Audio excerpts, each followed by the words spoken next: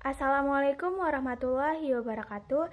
Perkenalkan, nama saya Melia Hartina dengan NIM E1B02410065. Baik, yang pertama-tama di sini saya akan membahas tentang materi pertama, yaitu kompetensi guru, khususnya guru PPKN. Nah, kompetensi guru meliputi 4 hal utama, yaitu kompetensi profesional yang dimana penguasaan materi, yang kedua itu pedagogik, kemampuan mengajar dan memahami peserta didik, yang ketiga itu kepribadian, sikap dan moral, dan terakhir itu sosial, kemampuan berinteraksi dengan masyarakat. Nah, selanjutnya dijelaskan kaitan dan relevansi prodi PPKN dengan hukum pidana dan kriminologi. Mahasiswa PPKN mempelajari norma hukum termasuk hukum pidana, sehingga pemahaman tentang hukum pidana dan kriminologi sangat penting bagi calon guru PPKN untuk menanamkan kesadaran hukum kepada peserta didik. Baik, di sini saya akan menjelaskan materi kedua, yaitu tentang konsep dasar. Nah, yang pertama-tama itu hukum pidana. Hukum pidana adalah aturan hukum yang mengatur perbuatan yang tidak boleh dilakukan serta mengatur sanksi bagi pelanggarnya.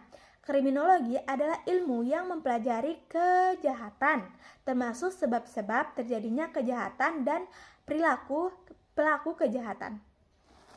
Selanjutnya ada fungsi hukum pidana, terdiri dari 2 hal utama. Yang pertama adalah sebagai social control, yaitu mengendalikan perilaku masyarakat agar tidak melanggar hukum.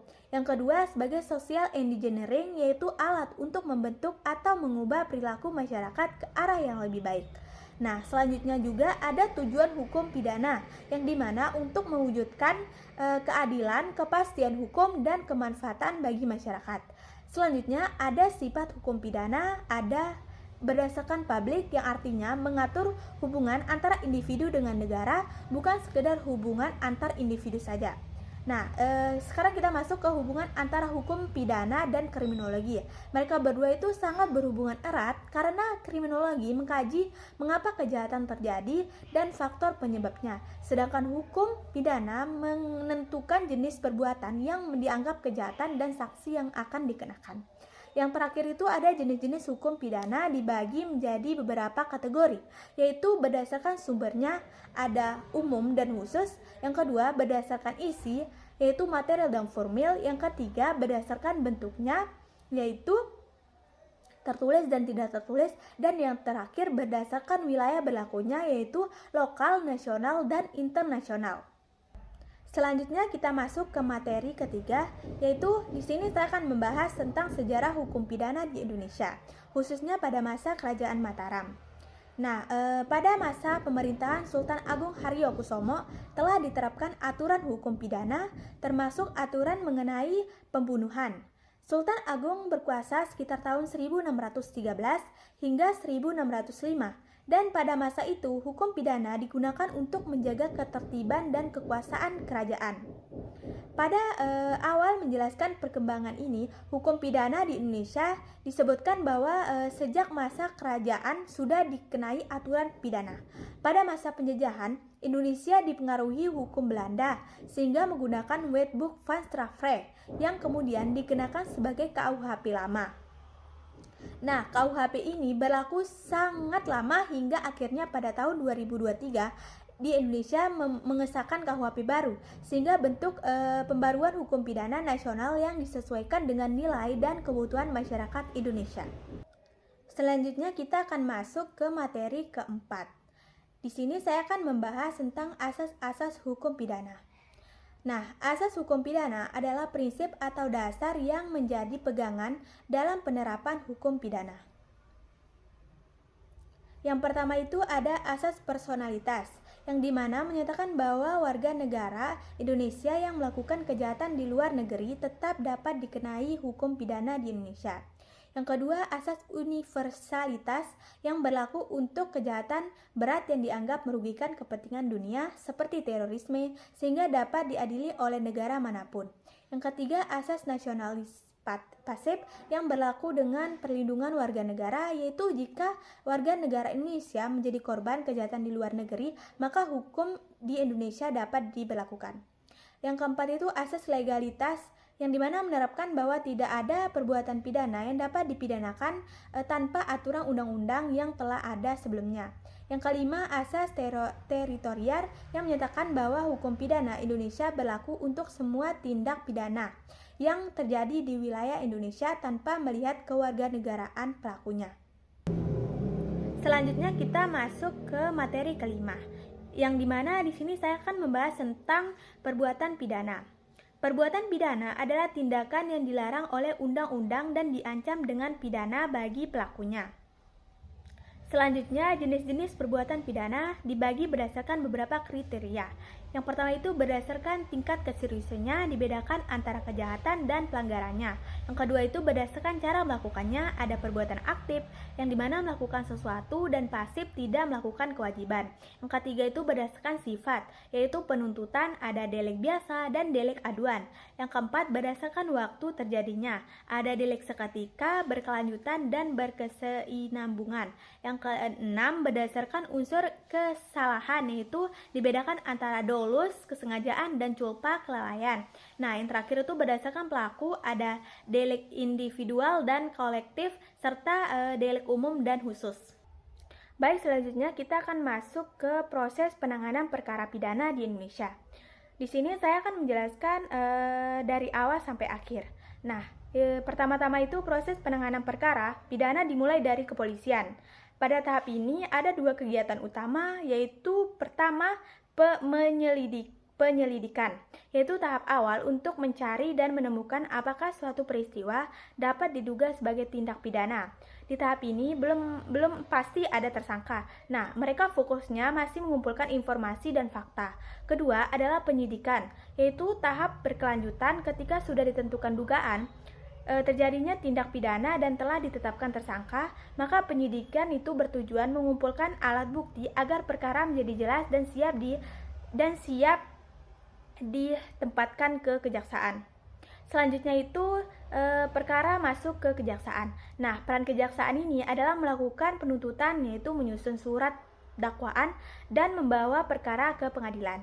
Jaksa bertindak sebagai penuntutan umum yang mewakili negara untuk membuktikan kesalahan terdakwa di persidangan. Tahap selanjutnya itu adalah pengadilan. Nah, di pengadilan ini hakim berwenang mengadili, memeriksa perkara, dan menjatuhkan putusan. Hakim menilai alat bukti, mendengarkan keterangan saksi, terdakwa, dan jaksa. Lalu memutuskan apakah terdakwa bersalah atau tidak, serta menentukan jenis dan lama pidananya.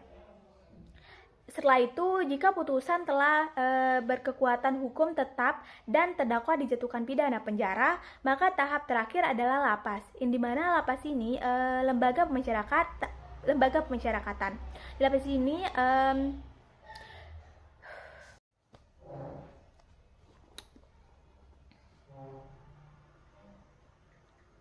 Nah, selanjutnya, jika putusan telah berkekuatan hukum tetap dan terdakwa dijatuhkan pidana penjara, maka tahap terakhir adalah lapas, yang dimana lapas artinya lembaga pemasyarakatan. Di lapas itu terpidana menjalani hukuman dengan tujuan tidak hanya menghukum, tetapi juga membina dan merehabilitas agar dapat kembali ke masyarakat sebagai warga yang lebih baik. Ini masuk ke materi selanjutnya. Di sini saya akan menjelaskan jenis pidana dalam KUHP. Dalam KUHP, pidana dibagi menjadi pidana pokok dan pidana tambahan. Yang pertama itu pidana mati, yang dimana pidana paling berat dan hanya dijatuhkan untuk kejahatan luar biasa yang sangat membahayakan masyarakat dan negara. Penerapannya sangat terbatas dan melalui proses hukum yang panjang. Yang kedua itu pidana penjara, yang dimana pidana ini berupa perampasan kemerdekaan dalam jangka waktu tertentu, mulai dari suatu hari hingga 20 tahun dan dalam kondisi tertentu dapat dijatuhkan seumur hidup. Yang ketiga itu ada pidana kurungan, yang dimana merupakan pidana yang lebih ringan dibandingkan penjara, dengan lama maksimal 1 tahun, biasanya untuk pelanggaran atau tindak pidana ringan. Yang keempat itu pidana denda, yang dimana pidana berupa kewajiban membayar sejumlah uang kepada negara sebagai akibat dari perbuatan pidananya. Yang terakhir itu pidana tambahan, tidak berdiri sendiri tetapi menyertai pidana pokok. Contohnya adalah pencabutan hak tertentu seperti hak memilih, perampasan barang, hasil kejahatan, dan pengumuman putusan hakim. Selanjutnya, pidana untuk anak atau anak yang berhadapan dengan hukum. Nah, baik di sini hukum pidana di Indonesia memberikan perlindungan khusus bagi anak karena anak dipandang masih dalam tahap perkembangan dan lebih mengutamakan pembinaan daripada penghukumannya.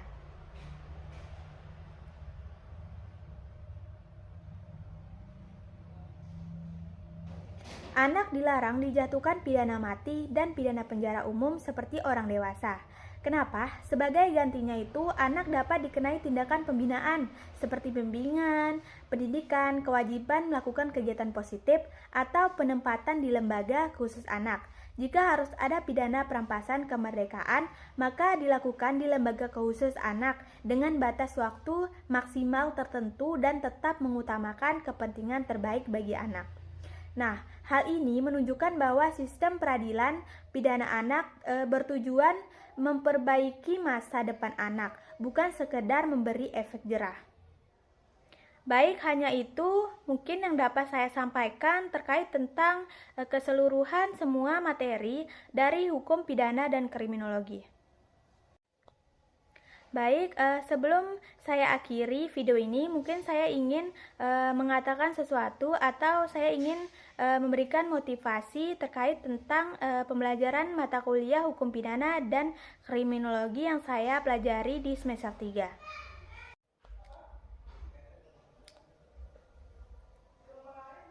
Melalui pemahaman materi yang saya sampaikan tadi, saya mengharapkan kita semua semakin sadar bahwa hukum bukan sekedar aturan yang menakutkan, melainkan alat untuk melindungi hak, menjaga keadilan, dan menciptakan kehidupan bermasyarakat yang tertib.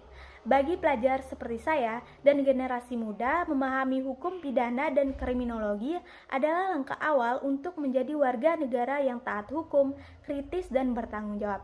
Jadikanlah pengetahuan ini sebagai bekal untuk bersikap adil, menghargai sesama, serta berani menindak segala bentuk pelanggaran hukum. Perubahan besar dalam masyarakat selalu dimulai dari individu yang sadar hukum dan berintegritas. Sekian dari saya. Wassalamualaikum warahmatullahi wabarakatuh.